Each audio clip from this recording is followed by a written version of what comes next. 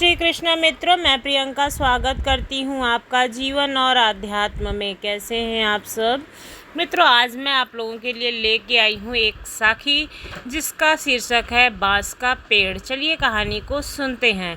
एक संत अपने शिष्य के साथ जंगल में जा रहे थे। ढलान पर से गुजरते अचानक शिष्य का पैर जो है वो फिसल जाता है और वह तेजी से नीचे की ओर लुढ़कने लगा।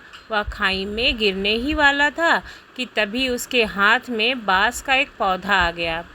उसने बांस के पौधे को मजबूती से पकड़ लिया और वह खाई में गिरने से बच गया।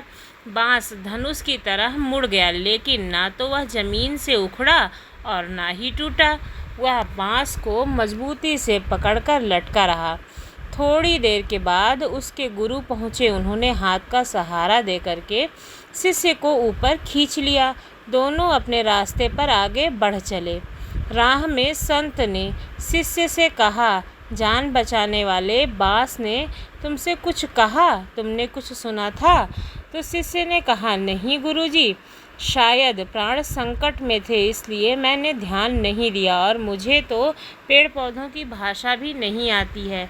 आप ही बता दीजिए ना कि उसका क्या संदेश था, वह क्या कहना चाहता था मुझे। गुरु मुस्कुराए।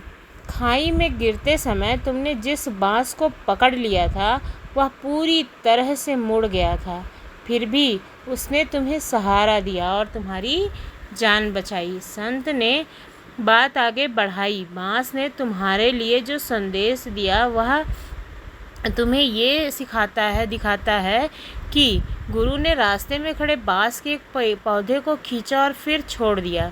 बांस लचकदार अपनी जगह पर वापस फिर से हो गया और वहीं पर लौट गया जहाँ पर वो था। उसे बांस की इसी लचीलेपन की खूबी को अपनाना चाहिए। जैसे हवाएं बांसों के झुरमुट को झकझोर कर उखाड़ने की कोशिश करती हैं, लेकिन वह आगे पीछे डोलता मजबूती से धरती में जमा रहता है। बांस ने तुम्हारे लिए यही संदेश भेजा है कि जीवन में जब भी मुश्किल का दौर आए तो थोड़ा सा झुककर विनम्र बन जाना चाहिए, लेकिन टूटना नहीं चाहिए, क्योंकि बुरा दौर निकलते ही पुनः अपनी स्थिति में वह दोबारा पहुंच जाएगा। शिष्य बड़े गौर से सुनते रहे। गुरु ने कहा, बांस न केवल हर तनाव को झेल जाता है, बल्कि यह उस तनाव को अपनी शक्ति बना लेता है और दुगनी गति से ऊपर उठता है।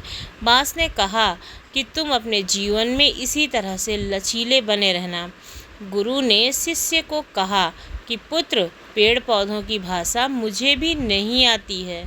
बेजुबान प्राणी हमें अपने आचरण से बहुत कुछ सिखा देते हैं, यानी कि जो वे क्रियाएं करते हैं जिससे हमें आनंद प्राप्त होता है, वे अपनी उन क्रियाओं से हमें अद्भुत ज्ञान देते हैं।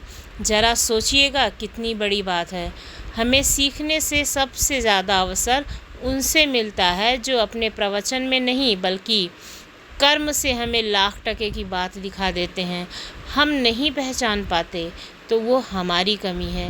जीवन में तकलीफ़ उसी को आती है जो हमेशा जिम्मेदारी उठाने को तैयार रहता है, और जिम्मेदारी लेने वाला कभी हारता नहीं है।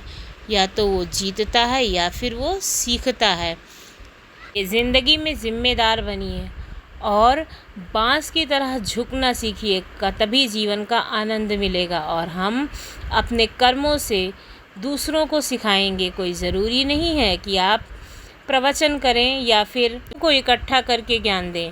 हम अपनी अद्भुत क्रियाओं से लोगों को ज्ञान दे सकते हैं। हमारे देश में बहुत सारे महापुरुष ऐसे हुए हैं जिन्होंने कभी भीड़ नहीं इकट्ठा की, कभी प्रवचन नहीं दिया, लेकिन आज भी उनके पग चिन्हों पे चलना अपने आप में एक गौरव महसूस करता है।